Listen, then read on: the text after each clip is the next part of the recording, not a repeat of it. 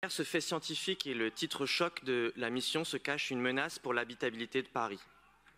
En effet, vous le saviez déjà, la chaleur tue.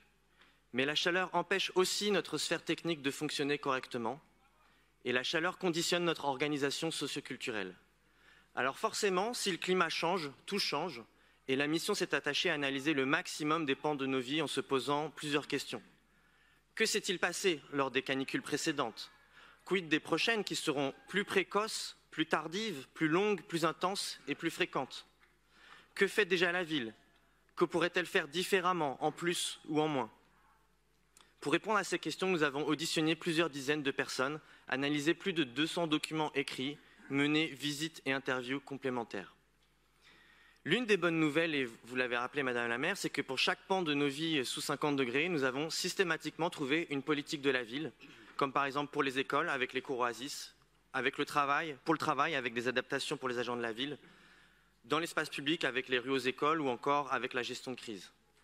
Nous pourrons nous appuyer sur l'existant pour aller beaucoup plus loin. Nous avons aussi noté des contradictions sur le territoire, comme par exemple quand on rénove pour un climat qui n'existe déjà plus ou qu'on construit comme si l'énergie allait forcément toujours être abondante et disponible. Le problème auquel nous faisons face avec le climat qui se dérègle n'est pas fondamentalement technique, car après tout, d'autres vivent bien dans des températures beaucoup plus élevées.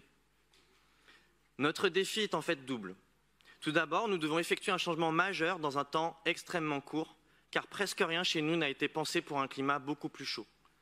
La tâche est dantesque et on le voit bien au travers des 85 propositions de la mission. Mieux isoler et faire respirer tous nos bâtiments, créer de l'ombre partout, préparer nos écoles, apporter de la culture dans nos salles rafraîchies, planter partout en pleine terre, jouer du vent, protéger notre patrimoine végétal, oser nous préparer au pire scénario, etc., etc.